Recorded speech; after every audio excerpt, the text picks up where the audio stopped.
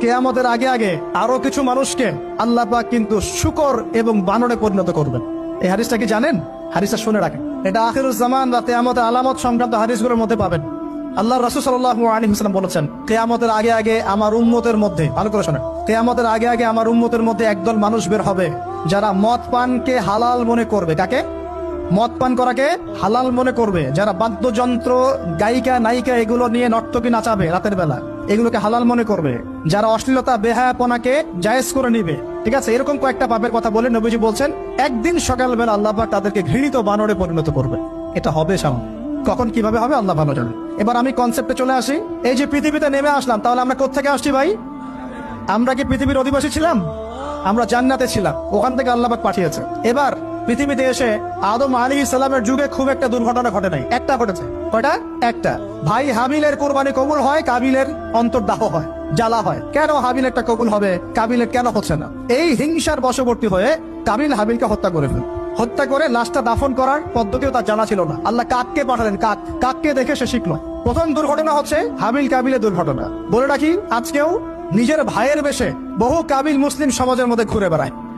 নিজের ভাইয়ের লেবাসে, পোশাকে, সুরতেই বহু কাবিল এখনো কিন্তু মুসলিম সমাজে ঘুরে বেড়ায়। তো আমরা কাবিলদেরকে কাবিলের পরিণতি সম্পর্কে সচেতন করতে চাই। হাবিল বলেছিল, তুমি যদি আমাকে মারতে আসো, আমি তোমাকে মারার জন্য হাত বাড়াবো না। হাবিল জান্নাতে যাবে আর কাবিল জাহান্নামে যাবে। কেন কাবিল জাহান্নামে যাবে? নবীজি বলেছেন, পৃথিবীর প্রথম হত্যাকাণ্ড সংগঠিত করেছে কাবিল। এই কারণে পৃথিবীতে যত খুন হবে, সমস্ত খুনের পাপের একটা অংশ কাবিলের আমলনামায় যোগ করা হবে। বলে নাউজুবিল্লাহ। একটা কথা মনে রাখবেন, সদকায়ে জারিয়া যেমন আছে, গুনাহে জারিয়াও আছে। একটা মদের দোকান দিয়েছেন, যত মানুষ মদ খাচ্ছে, সমস্ত গোনার একটা অংশ আপনার কাঁধে আসছে। সিনেমা হল করেছেন, মানুষ সারাদিন নেকটা ছবি দেখে, নগ্ন ছবি দেখে, যত মানুষ এখানে পাপ করবে, সমস্ত পাপের একটা অংশ আপনার কাঁধে যাবে। আবার একটা মাদ্রাসা করেছেন, যত মানুষ এখানে দ্বীনি ইলম শিখবে, এই নেকির একটা অংশ আপনি পাবেন ইনশাআল্লাহ। মরে গেলেও কবরে পাবেন ইনশাআল্লাহ। আল্লাহ পাক আমাদের সবাইকে সদকায়ে জারিয়া করার তৌফিক দেয়।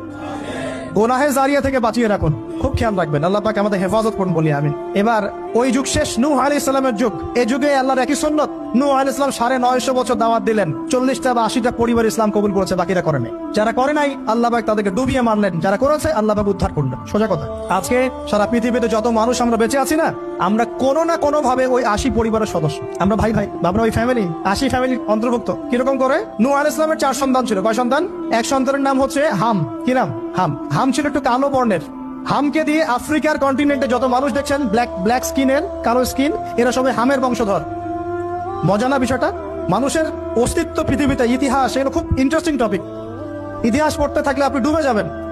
কত কিছু বিশ্বে হয়েছে আর কত কিছু হবে সামনে।